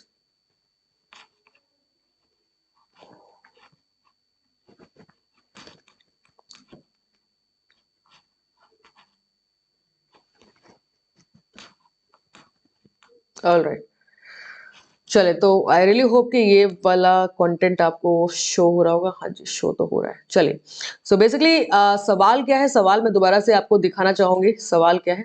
Alright, this is the question. अब इस क्वेश्चन में आपको ये पूछा हुआ है कि ये जो different different type of WBC है, इनका लाइफ स्पेन क्या है, ठीक है। तो इसमें दो तीन चीजें हैं जो मैं आपको यहाँ पर शेयर कर देती हूँ। ऑलराइट, पहली बात तो ये आप लोग लिख लीजिए, very important for the examination. अब यहाँ से आप अंदाजा लगा सकते हो कि ये सब चीजें आपके एग्जामिनेशन के लिए कितनी जरूरी है। तो जो ब्लड है, ब्लड में होता है 55% प्लाज्मा और 45 जो प्रतिशत होता है आपका ब्लड सेल्स। जो प्लाज्मा होता है उसमें 7% होता है प्रोटीन, जो कि प्लाज्मा प्रोटीन है। 90 जो परसेंट आपका वाटर है, 91%। उसके बाद अदर सोल्यूट्स आपका 2% अदर सोल्यूट्स है, जिसमें आयंस हैं, न्यूट्रिएंट्स हैं, इलेक्ट्रोलाइट्स हैं, इस तरीके से। उसके बाद जो प्लेटलेट्स और ल्यूकोसाइट्स को मिला के ये 1% से भी कम होता है। बाकी जितना बचा हुआ है वो एरिथ्रोसाइट्स हैं, आरबीसी है। जो ल्यूकोसाइट्स हैं वो इतनी कैटेगरीज के होते हैं: न्यूट्रोफिल्स, लिम्फोसाइट्स, मोनोसाइट्स, ईस्नोफिल्स एंड बैसोफिल्स। तो दीज आर द परसेंटेज। अगर सवाल आया तो याद रखना कि एल्ब्यूमिन जो प्लाज्मा प्रोटीन है जो सबसे ज्यादा प्रेजेंट होता है, उसके बाद globulin and then fibrinogen. Neutrophil सबसे ज्यादा प्रेजेंट होता है, न्यूट्रोफिल, अगर ल्यूकोसाइट्स डब्ल्यूबीसी की बात की जा रही है तो। Very important, very important. अब बेसिकली ये सवाल कहां से आया हुआ है, हम यहां पर बात कर रहे हैं, ये देखिए लाइफ स्पैन, ठीक है। ये लाइफ स्पैन, तो आई वांट कि आप इसको नोट डाउन कर लीजिए। आप इसको नोट डाउन कर लीजिए। मैं थोड़ा सा इसको स्क्रीन बढ़ाकर आपको स्क्रॉल करवा देती हूँ, ठीक है जी। तो ये सवाल बहुत इंपॉर्टेंट है, बहुत अच्छा सवाल है। एरिथ्रोसाइट्स का लाइफ स्पैन है 105 टू 120 डेज। न्यूट्रोफिल्स का लाइफ स्पैन है आवर्स टू 3 डेज। बेसोफिल्स का लाइफ स्पैन है आवर्स टू 3 डेज। ईस्नोफिल्स का लाइफ स्पैन है 10 टू 12 डेज। लिम्फोसाइट्स का लाइफ स्पैन है डेज टू ईयर्स। मोनोसाइट्स का लाइफ स्पैन है मंथ्स। प्लेटलेट्स का लाइफ स्पैन है 7 टू 10 डेज। तो यही सवाल पूछा हुआ था, ठीक है। और ये भी आप लिख लीजिए कि सबसे ज्यादा जो रेंज है वो न्यूट्रोफिल्स की है, फिर ईस्नोफिल्स की है, फिर इसका बेसोफिल्स की है। लिम्फोसाइट्स एंड मोनोसाइट्स का जो रेंज है, यहां से भी सवाल बन सकता है। तो ये सवाल यहां से पूछा हुआ। तो अब बताइए 113, तो अब यहाँ पर आप बहुत अच्छे से सवाल का जवाब दे पाएंगे। और 113 का जो करेक्ट आंसर है वो हो जाता है 1 इज द करेक्ट आंसर, ठीक है। 1 इज द करेक्ट आंसर। तो ए का 2 दिया हुआ है, बी का 3 दिया हुआ है, सी का 4 दिया हुआ है, और लिम्फोसाइट्स का डेज टू ईयर। इस तरह से आप यहाँ पे ये समझ पा रहे हैं। तो first is the correct answer. All right, बढ़िया। 113 के बाद 100। चलिए अगला सवाल करते हैं। Question number 118, heterochronicity of recovery means. अब दोबारा आप ये देख पा रहे हैं कि ये जो सवाल है रिकवरी का, ये 2-3 बार एग्जामिनेशन में आ चुका है। अब ये जो शब्द है ना, ये शब्द आपने कहीं ना कहीं जरूर देखा होगा, रिसर्च में आपने जरूर ये पढ़ा होगा। एक होता है होमोजीनियस, एक होता है हेट्रोजीनियस। तो ये होमो और हेट्रो, होमो का मतलब होता है when there are with similar characteristics. जब चीजें सिमिलर होती है तब हम इसको होमो कहते हैं, होमोजीनियस कहते हैं। और जब डिफरेंट नेचर या डिफरेंट कैरेक्टरिस्टिक्स होता है तब उसको हम हेट्रोजीनियस कहते हैं ग्रुप, है ना। तो इसके साथ थोड़ा सा रिलेट कर सकते हैं हेट्रो को। यस, तो हेट्रोक्रोनिसिटी, तो ये जस्ट एक आइडिया है कि अगर आपको प्रीवियस नॉलेज है तो भी आप ऐसे सवाल क्लियर कर सकते हैं। तो जब डिफरेंट डिफरेंट ऑर्गन्स में अलग अलग स्पीड से रिकवरी होती है तो उसको हेट्रोक्रोनिसिटी कहा जाता है। तो second is the correct answer. 118 के बाद 119 क्वेश्चन नंबर आपके सामने सवाल पूछा हुआ है कि इनमें से जब नी फ्लैक्शन होता है तो नी फ्लैक्शन के लिए कौन सी प्राइमरी मसल्स नहीं है। अब इसको करने के लिए पहले हम ये डायग्राम देख लेते हैं। ये डायग्राम में दिया हुआ है नी फ्लैक्शन। नी फ्लैक्शन तब होगा when you take the feet upward. जब एंगल रिड्यूस होगा तो उसको फ्लैक्शन कहेंगे, और जब एंगल इंक्रीज होगा, जब ये दोबारा से वापस अपनी प्लेस पे आएगा, तो जब ये एंगल इंक्रीज होगा तब इसको एक्सटेंशन कहेंगे। तो फ्लैक्शन के टाइम पर आप देखोगे कि फ्लैक्शन के टाइम पे जो हैमस्ट्रिंग मसल्स होंगी ये काम करेंगे एगोनिस्ट का। दैट मीन्स हैमस्ट्रिंग मसल्स के साथ साथ gastrocnemius and plantaris, hamstring, gastrocnemius and plantaris, they will act as a primary flexors। Primary और सेकेंडरी फ्लेक्सर्स का काम करेंगी हैमस्ट्रिंग, गैस्ट्रोसिनेमियस एंड प्लेंटारिस, और इसको अपोज करने का काम करेंगी antagonist muscle, and these are the quadriceps muscle. Quadriceps muscles में कौन कौन सी आती हैं?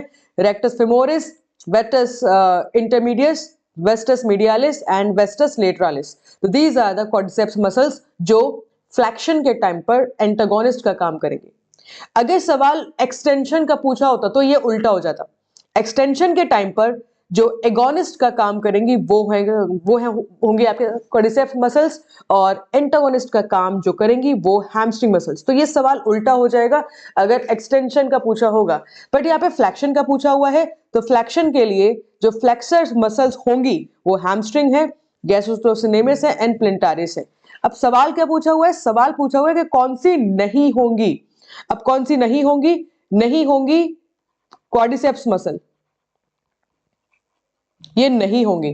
अब क्वाड्रिसेप्स मसल्स इनमें से कौन कौन सी हैं? Vastus medialis, rectus femoris and vastus lateralis. तो इसलिए सी, डी और E, fourth is the correct answer. Alright, I think आपको सवाल समझ में आया होगा। तो इस तरीके से सवाल एग्जामिनेशन में आते हैं। चलिए इसी के साथ आगे बढ़ेंगे। 120 क्वेश्चन नंबर आपके सामने। Which is a metabolic product of glycolysis during exercise? जब एक्सरसाइज की बात होती है, अब देखो ग्लाइकोलिसिस दो टाइप का होता है। What is glycolysis? जब ग्लूकोज से एनर्जी बनती है तो उसको ग्लाइकोलिसिस कहा जाता है। ग्लाइकोलिसिस दो टाइप का होता है, एरोबिक और एनारोबिक। ठीक है, तो एरोबिक से जब लास्ट प्रोडक्ट बनता है that is CO2 plus water, और एनारोबिक से जब लास्ट प्रोडक्ट बनता है लैक्टिक एसिड, लैक्टिक एसिड से lactate, lactate plus H positive ions. तो अब CO2 एंड वाटर तो ऑप्शन में दिया नहीं हुआ है, इसलिए हम लैक्टेट के साथ जाएंगे। तो करेक्ट आंसर यहाँ पर फोर्थ हो जाता है। ऑलराइट, तो आपको सवाल समझ में आ रहा है कि सवाल किस तरीके से पूछे जा रहे हैं। ऑलराइट, इसी के साथ आगे बढ़ेंगे। 120 क्वेश्चन नंबर आपके सामने। अरेंज करने हैं जॉइंट्स को from the greater range of motion. और जैसे कि आप ये समझ पा रहे हैं कि ये सवाल जो है जॉइंट्स का, ये एग्जामिनेशन में बहुत इंपॉर्टेंट है। चाहे बायोमैकेनिक्स की बात करो, चाहे फिजियोलॉजी की बात करो, वेरी इंपॉर्टेंट, बहुत बार सवाल आता है जॉइंट्स के टॉपिक में से, तो अच्छे से पढ़िएगा। सो यहाँ पे सबसे ज्यादा जो मोशन है, मूवमेंट है, वो शोल्डर जॉइंट में होगा, because this is a ball and socket joint. ये आपका मल्टी एक्सियल जॉइंट होता है। मल्टी एक्सियल जॉइंट मतलब इसमें सारे मूवमेंट यहाँ पे सारे मूवमेंट पॉसिबल होंगे, जैसे कि flexion, extension, abduction, adduction, rotation और सर्कमडक्शन। तो all the movements are available in shoulder joint. इसके बाद जहां पर बिल्कुल भी मूवमेंट नहीं है वो है skull joint, that is स्यूचर्स।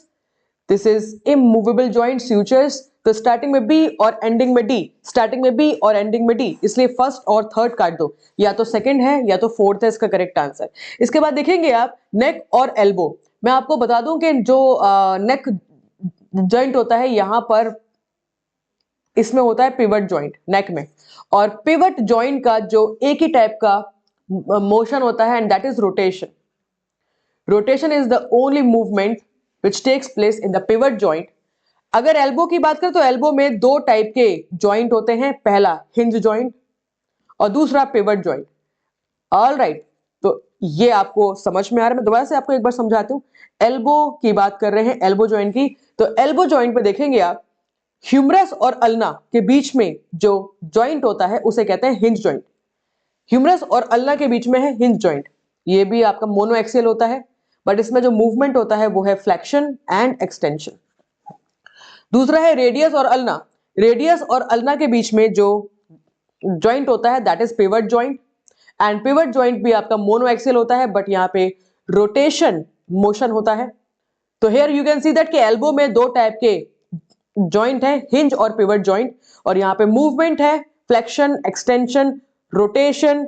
Rotation अगर होगा तो inward rotation, outward rotation, supination, pronation, ये सभी मूवमेंट एल्बो में होते हैं।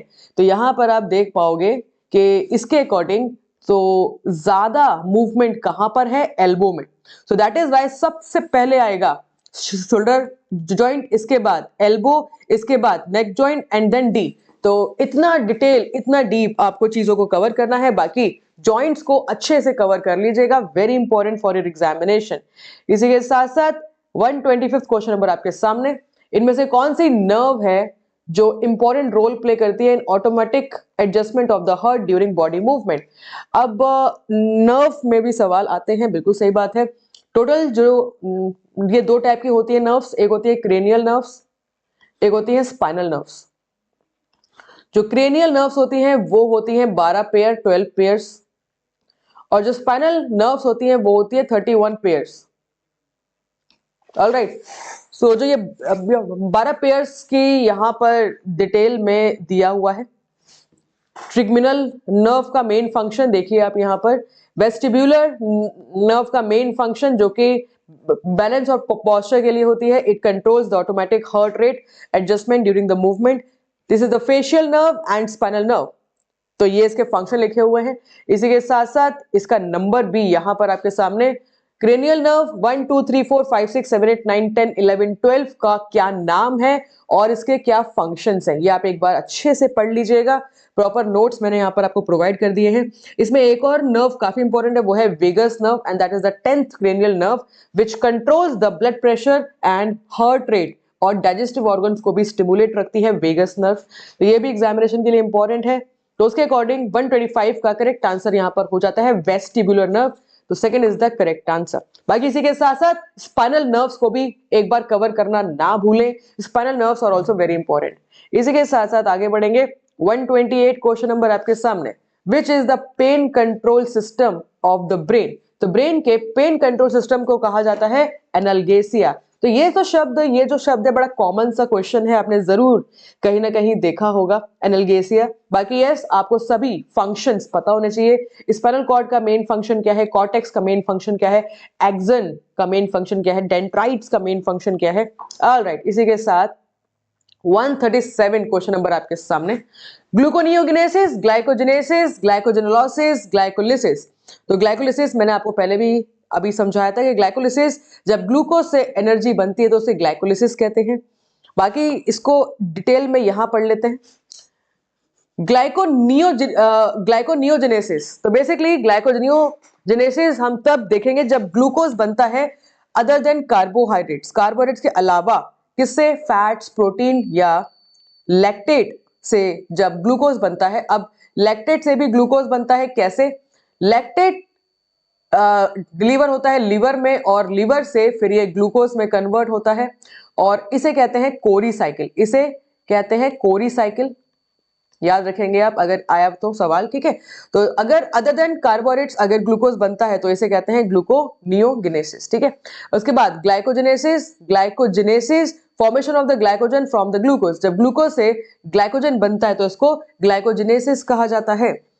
ग्लाइकोजेनोलाइसिस, जब ग्लाइकोजन से दोबारा से ग्लूकोज बनता है तो इसे ग्लाइकोजेनोलाइसिस, एंड ग्लूकोज से एनर्जी बनती है glycolysis. Very very important for the examination. और यहां पर आप इसको दोबारा से समझिएगा, दोबारा से पढ़िएगा, और यहां पर आपको देखेंगे कि 137 का करेक्ट आंसर सेकंड हो जाता है, ठीक है। ए का 4th, बी का 3, सी का 2 एंड डी का 1। ऑलराइट, चलिए इसी के साथ आगे बढ़ेंगे। 136 क्वेश्चन नंबर आपके सामने, heat stroke, heat exhaustion, heat syncope, heat cramp. बड़ा सिंपल सा सवाल है और जो एक टॉपिक है आपका एक्लिमेटाइजेशन, थर्मोरेगुलेशन, थर्मोरेगुलेशन, तो ये वहां से सवाल लिया हुआ है, वहां से सवाल आया है कि when you do the exercise in hot environment तो किस तरीके से आपकी बॉडी में इफेक्ट होता है, तो वहां का ये सवाल है। तो देखेंगे आप, हीट स्ट्रोक, हीट स्ट्रोक होता है जब आपका बॉडी का टेम्परेचर 105 डिग्री फ़ारेनहाइट से ज्यादा हो जाता है।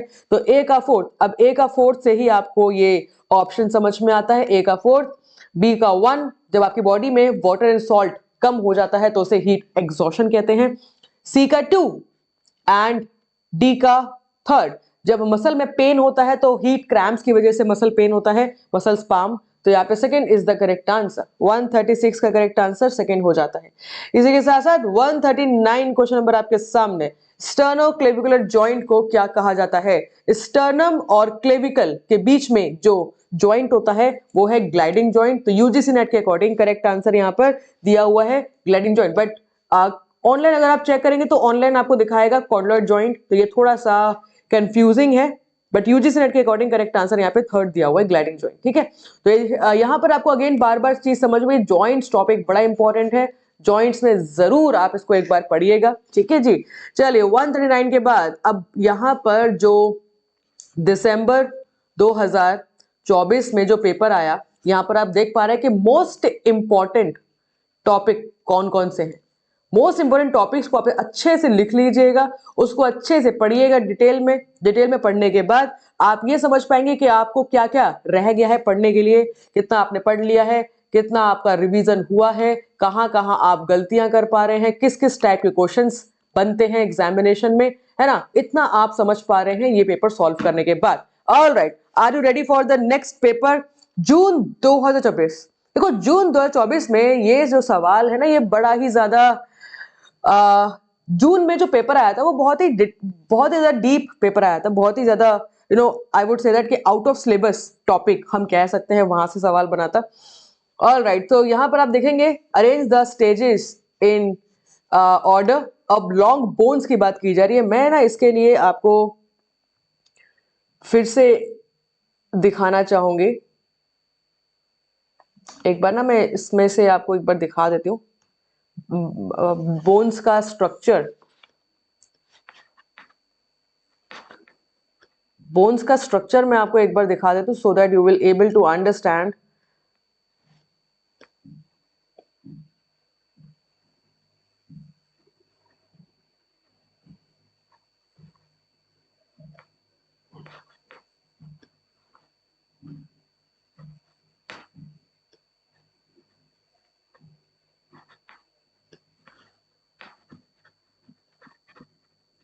All right, here you can see it.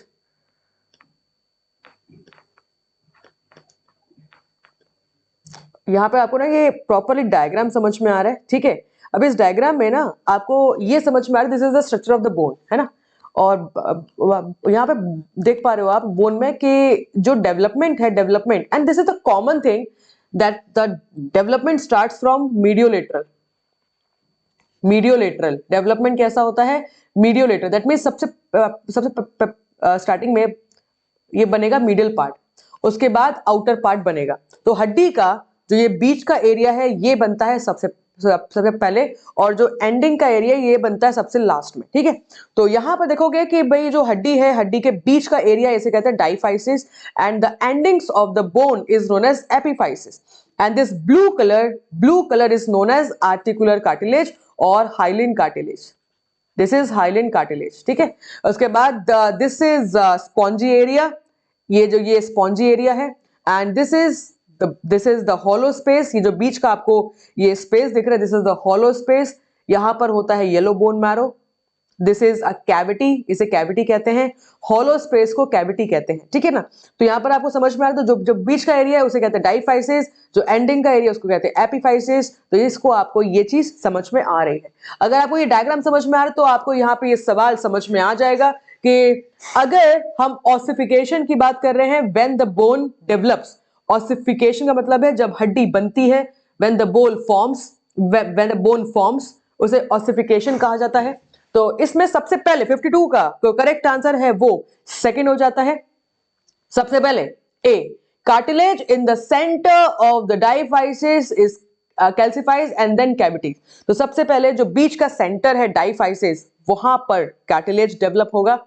इसके बाद B, the periosteal bud invades the internal cavity and spongy bone form. उसके बाद जो इंटरनल कैविटी है, जो हॉलो स्पेस है, वो डेवलप होगा एंड धीरे धीरे जो स्पॉन्जी एरिया है वो डेवलप होगा। इसके बाद diaphysis elongated and medullary cavity forms. जैसे जैसे हड्डी बढ़ेगी वैसे वैसे जो डाइफाइसिस का बड़ा एरिया है वो डेवलप होगा और बीच का जो मेडुलर कैविटी है जहां पे हॉलो स्पेस है वो डेवलप होगा, जहां पर स्टोर होता है येलो बोन मैरो। इसके बाद D, formation of the bone collar around the hyaline cartilage. उसके बाद जो एंडिंग्स हैं हाइलेन कार्टिलेज वो डेवलप होगा और उसके बाद एपिफाइसिस ऑसिफाइस। उसके बाद जो एंडिंग्स हैं, एंडिंग्स आपकी डेवलप हो जाएंगी। तो इस तरीके से सवाल ये पूछा हुआ था। तो ये I would say that not a easy question, very difficult question. और जब आप यूजीसी नेट एग्जामिनेशन में हॉल में बैठे होते तो ये सवालों को सॉल्व करना बड़ा ही मुश्किल हो जाता है। बट चले ठीक है, फिर भी हम आइडिया लगा सकते हैं। दोबारा अगर ये सवाल आए तो समझ जाना कि डेवलपमेंट कहां से कहां तक होती है। बट उसके लिए पहले आपको स्ट्रक्चर का पता होना जरूरी होगा। इसके बाद 84 क्वेश्चन नंबर। अब जैसे मैंने कहा कि ये सवाल जून में बड़े ही आउट ऑफ सिलेबस जैसे पूछे गए थे। What occurs when ionic compound are formed. तो ये यहाँ पे 84 का करेक्ट आंसर हो जाता है फोर्थ। तो fourth is the correct answer, redox reaction. तो ये थोड़ा सा केमिस्ट्री के साथ रिलेट करती हैं ये टॉपिक, जो कि हमारे सिलेबस के बाहर ही है। आगे बढ़ेंगे 87 question number. Match of the following की बात की जा रही है। यहाँ पर आप दो तीन चीजें समझ पा रहे हैं, जैसे कि ये देखिए इपाइन फ्राइन एंड नोरपाइन फ्राइन। तो इपाइन फ्राइन एंड नोरपाइन फ्राइन का ऑल्टरनेटिव नेम क्या है? Epinephrine is also known as adrenaline hormone कहा जाता है इपाइन फ्राइन को। तो ये रिलीज होती है एड्रिनल ग्लैंड से। एड्रिनल ग्लैंड के दो एरियाज हैं, एक कॉर्टेक्स और एक मेडुला। तो मेडुला से रिलीज होती हैं तीन टाइप की हार्मोन्स, इपाइनफ्राइन, नोरपाइनफ्राइन और डोपामीन। तो यस, सीका 2। अब सीका 2 लो, एक ही में दिया हुआ है, ये लो आपके सामने आपका आंसर। इस तरीके से आप अपना आंसर निकाल सकते हो। बाकी यस, ब्रोंको डायलेशन। अब ब्रोंको किसके साथ रिलेट करता है? ब्रोंको रिलेट करता है लंग्स के साथ, ब्रोंकस, ब्रोंकाई, ब्रोंक्यूल्स। तो बी का 3, उसके बाद सी का 2 एंड देन ए का 4 lungs, liver stimulate glucose release, liver. And then D का 1 कॉज वेसोडाइलेशन। ठीक है जी, चलिए। सो बेसिकली फोर्थ का करेक्ट आंसर 87 का करेक्ट आंसर फोर्थ हो जाता है। इसी के बाद 93 question number. As I told you कि बड़े अजीब और गरीब सवाल पूछे गए थे। तो यहाँ पर 93 का करेक्ट आंसर है फोर्थ। ज्यादा डिटेल में बात नहीं करेंगे बिकॉज ये सवाल दोबारा कभी नहीं आने वाले। 97 question number, again out of syllabus question. पता नहीं अजीब और गरीब सवाल दिया गया है। 97 का भी करेक्ट आंसर यहाँ पर 1 है। केवल मैं आपको आंसर बता रही हूँ क्योंकि ये आई डोंट नो किसने बनाया होगा पेपर ये, बट डेफिनेटली ये हमारे फील्ड के टीचर ने तो जरूर नहीं बनाया है। तो ऐसे सवाल नहीं आते हैं बिकॉज दिस इज लाइक बहुत ही ज्यादा बाहर का सवाल पूछ लिया है। ये स्पेसिफिकली बायोलॉजी के साथ रिलेट करता है और हमारे सिलेबस में बायोलॉजी नहीं है, एक्सरसाइज फिजियोलॉजी है। That is different from biology. इसलिए ये सवाल दोबारा आने के बिल्कुल चांसेस नहीं है। हम आगे बढ़ेंगे 100 क्वेश्चन नंबर और यहां पर भी नेम्स दिए हुए मसल्स के नेम्स और उसके ओरिजिन। तो यहां पर 100 का करेक्ट आंसर सेकंड दिया हुआ है। ठीक है ना। तो यहाँ पे आप देख सकते हो भाई, जून का जो पेपर था ना, जून का पेपर बिल्कुल भी अच्छा नहीं था। बहुत ही ज्यादा इररेलेवेंट क्वेश्चंस पूछे गए थे। तो डेफिनेटली जून के पेपर से तो हमें कुछ भी ज्यादा कुछ सीखने को नहीं मिलता है। तो इट्स ओके, आगे बढ़ते हैं। हाँ जी, रेडी फॉर द दिसंबर 2023 के पेपर को सॉल्व करते हैं। ये रहा आपके सामने। Why is tendon often referred to a series elastic component in a muscle tendon complex?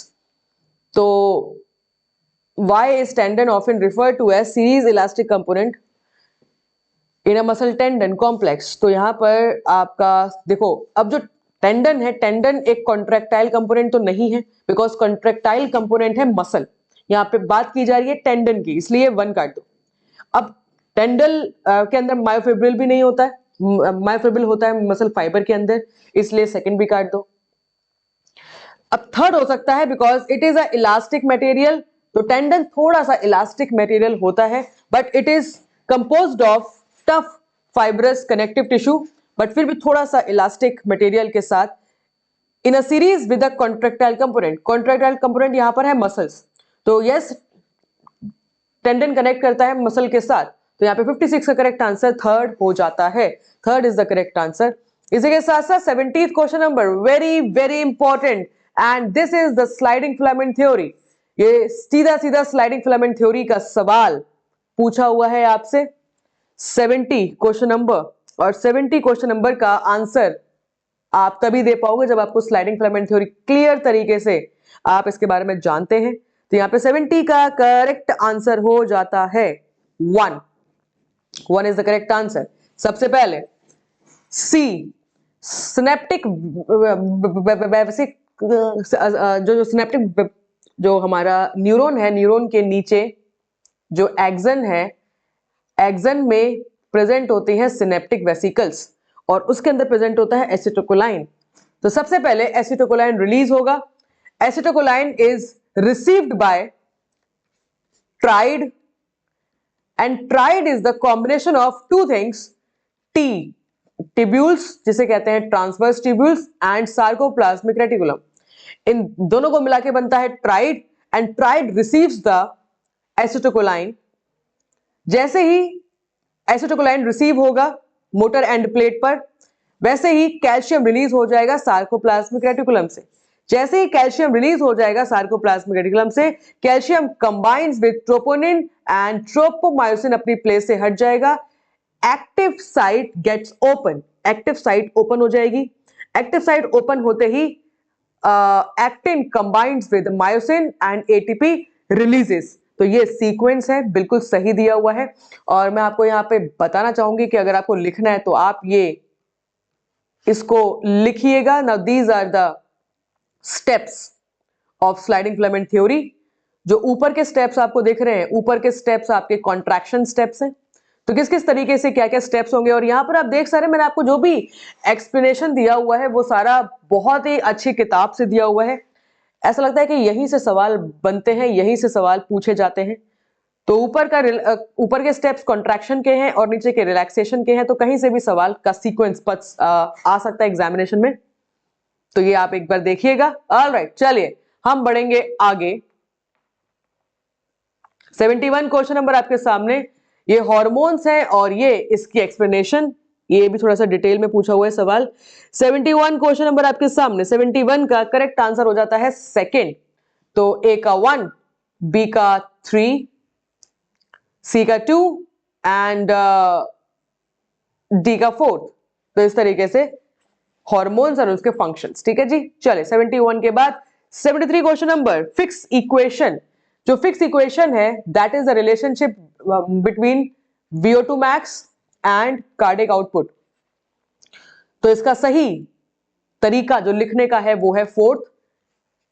सही तरीका लिखने का, बहुत अच्छा सवाल था ये, क्योंकि कई बार हम लोग ना पढ़ते हैं बट सही तरीके से बहुत ध्यान से नहीं पढ़ते हैं। तो हमें हर एक चीज बहुत ध्यान से पढ़नी चाहिए, कैसे लिखा है, क्या लिखा है। तो यहाँ पे 4th इसका सही जवाब हो जाता है। इसके बाद अगेन सवाल ग्रोथ हार्मोन का, which among the following decrease the cellular Uptake of glucose during exercise. अब आप देखोगे कॉर्टिसोल, नोरपाइनफ्राइन, थायराइड हार्मोन। कॉर्टिसोल भी आपकी बॉडी को स्टिमुलेट करता है, नोरपाइनफ्राइन भी आपकी बॉडी को स्टिमुलेट करता है, और थायराइड हार्मोन भी आपकी बॉडी का मेटाबॉलिज्म इंक्रीज करता है, स्टिमुलेट करता है। ग्रोथ हार्मोन 2 टाइप का होता है, एक स्टिमुलेटिंग इफेक्ट और दूसरा इनहिबिटरी इफेक्ट। इसलिए तो ग्रोथ हार्मोन ये 2 टाइप का होता है, स्टिमुलेटिंग और इनहिबिटरी। तो ग्लूकोज के अमाउंट को रिड्यूस करने का भी काम ग्रोथ हार्मोन का है और बढ़ाने का भी काम ग्रोथ हार्मोन का है। तो that is the main reason. Correct answer यहाँ पर ग्रोथ हार्मोन रहेगा। बाकी कॉर्टिसोल, नोरपाइनेफ्राइन, थायराइड हार्मोन ये एक्साइटरी हार्मोन है, बाकी जो ग्रोथ हार्मोन है ये एक्साइटरी और इनिबिटरी दोनों का काम करती है। 88 के बाद 89 क्वेश्चन नंबर आपके सामने, the amount of bicarbonates available for buffering. अब ये बफरिंग क्या होता है ये समझते हैं। बेसिकली आप डाइजेशन की बात कर रहे हैं, तो डाइजेशन के लिए जब फूड स्टोमक में आता है तो स्टोमक में प्रेजेंट है gastric juice, and gastric juice is full of gastric acids, HCl acid, और ये HCl एक एसिड है जिसका अमाउंट इंक्रीज होने की वजह से एसिडिटी इंक्रीज होती है। अब इस एसिड को न्यूट्रलाइज करने का काम करता है बाइकार्बोनेट्स। बाइकार्बोनेट्स, तो what is the main function of the bicarbonates? Bicarbonates neutralises the acidic nature. Bicarbonates किस टाइप के होते हैं? एल्कलीन नेचर के होते हैं, एल्कलीन। तो एसिड को न्यूट्रलाइज करने का काम करता है एल्कलीन, तो बाइकार्बोनेट्स एल्कलीन नेचर के होते हैं। बाइकार्बोनेट्स कहां से आते हैं? Bicarbonates releases from the pancreas, ये पेनक्रियास से रिलीज होते हैं through the pancreatic duct bicarbonates. तो वह पेनक्रियाटिक डक्ट के थ्रू जो पेनक्रियाटिक जूस है उसमें प्रेजेंट होते हैं बाइकार्बोनेट्स, जो कि एसिड के अमाउंट को न्यूट्रलाइज करते हैं, और इसे कहते हैं बफरिंग, इसे कहते हैं बफरिंग। ऑल राइट, चले तो यहां पर एल्कलीन की बात की तो alkaline reserve is the correct answer. 89 के बाद 90th क्वेश्चन नंबर आपके सामने, इनमें से कौन सी स्टेटमेंट सही है? इनमें से कौन सी स्टेटमेंट सही है? अगर आप ये सवाल देख रहे हैं तो आपको ये बात समझ में आ रही है कि goniometer is used to measure flexibility, yes. Sphygmomanometer is used to measure blood pressure, yes. Skin fold caliper is measuring the bone density, no. Skin fold caliper measuring the body fat percentage, it measures the body fat or body mass, इसलिए C काट दो। Dynamometer measures mechanical force, power और strength, yes. Spirometer measures blood capacity, yes. तो यहाँ पे ना correct answer A, B, D और E चारों ही सही हैं, बट 90 का करेक्ट आंसर दिया हुआ है सेकंड B, D और E। तो but according to the question यहाँ पे करेक्ट आंसर ना A, B, D और E चारों सही हैं, बट इन्होंने माना नहीं था बाद में, तो यहाँ पे करेक्ट आंसर 90 का सेकंड है, बट A भी सही जवाब दिया हुआ है। ठीक है, चलिए तो 110 क्वेश्चन नंबर आपके सामने, proteins are associated with the thin filament. अब थिन फिलामेंट कौन से होते हैं? थिन फिलामेंट होते हैं एक्टिन, थिन फिलामेंट होते हैं actin.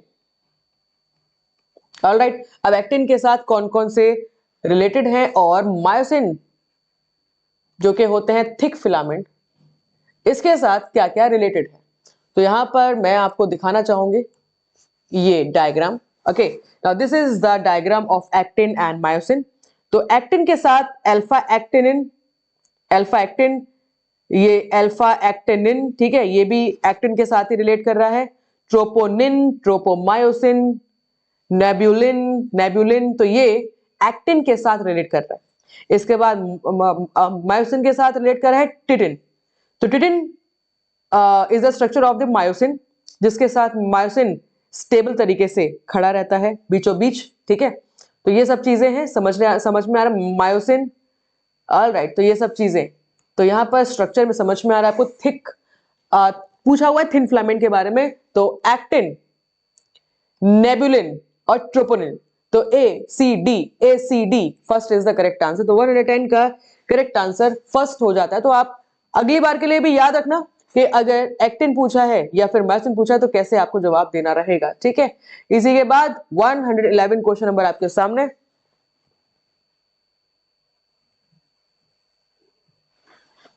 arrange the following in a sequence for dealing with emergency situation during the match। तो बेसिकली मान लो अगर ड्यूरिंग द मैच किसी को चोट लग जाती है तो उसका इमरजेंसी सिचुएशन क्या रहेगा, उसका फर्स्ट एड किस तरीके से देंगे आप? सबसे पहले अकॉर्डिंग टू द आंसर, सबसे पहले मेक द एरिया सेफ, पहले एरिया सेफ करेंगे, कहीं कोई प्रॉब्लम तो नहीं है क्या, किसी और को तो कोई खतरा नहीं हो सकता। सी के बाद इवेलुएट द इंजर्ड पर्सन, आप चेक करो कि इंजर्ड पर्सन कॉन्शियस है कि अनकॉन्शियस है। इसके बाद seek for help, call to the doctor, call to the hospital and then give the first aid, उसके बाद फर्स्ट एड देना स्टार्ट करें। तो थर्ड इसका सही जवाब रहेगा। तो यहां पर आपने काफी क्वेश्चन समझे। दिसंबर 2023 के काफी सारे क्वेश्चंस आपने समझे कि किस तरीके से लेवल ऑफ क्वेश्चंस, ठीक है, आपने सबसे पहले समझा कि क्वेश्चन का लेवल कैसे आता है, आपने समझा कि मोस्ट इंपॉर्टेंट टॉपिक्स कौन कौन से हैं, आपने समझा कि मसल्स टॉपिक कितना ज्यादा इंपॉर्टेंट है एग्जामिनेशन के लिए, आपने समझी अपनी गलतियां कि आप गलतियां कहां कहां कर रहे हो, क्या क्या टॉपिक्स रह गए हैं, रिमेनिंग टॉपिक्स जो आपके पढ़ने के लिए रह गए हैं। तो ये सब चीजें आपने समझी हैं इस टॉपिक में, ठीक है। तो इस वीडियो में इतना ही। दिसंबर 2023 तक हमने ये सॉल्व किया है। बाकी आप लोग जो इसका पीडीएफ है, ये पीडीएफ में और भी सारे सवाल हैं, बहुत सारे सवाल हैं इस पीडीएफ में और भी आगे। तो मैं चाहूंगी कि आप इस पीडीएफ को डाउनलोड करें, इस पीडीएफ को डाउनलोड करें। ये पीडीएफ डाउनलोड हो जाएगी आपके टेलीग्राम ग्रुप में, तो टेलीग्राम ग्रुप को ज्वाइन करना ना भूलें। तो यहाँ पर बहुत सारे क्वेश्चन जो कि 2025 से लेकर 2022 तक के क्वेश्चंस अवेलेबल हैं। इस पीडीएफ को लेने के लिए आप टेलीग्राम ग्रुप ज्वाइन करना ना भूलें और be ready for the grand mock test 5 जो कि 28 दिसंबर को होने जा रहा है। ऐसे ही स्कॉलर्स मंत्रा के साथ जुड़े रहिए, टेलीग्राम पर जुड़े रहिए, ताकि इसी तरीके से सारी इंफॉर्मेशन आपको मिलती रहे। इसके अलावा कोई भी अगर आपको परेशानी आती है तो आप ऑफिस नंबर पे कॉल करिए, ऑफिस नंबर आपको जरूर हेल्प करेंगे इस चीज के बारे में। सो अगले वीडियो के लिए तैयार रहिएगा। नेक्स्ट वीडियो भी जल्दी ही मैं अपलोड करती रहूंगी ताकि आपका रिवीजन चलता रहे बिना रुके। सो ऐसे ही पढ़ते रहिए, मुस्कुराते रहिए और अगले वीडियो में जल्दी ही मिलते हैं। Thank you so much.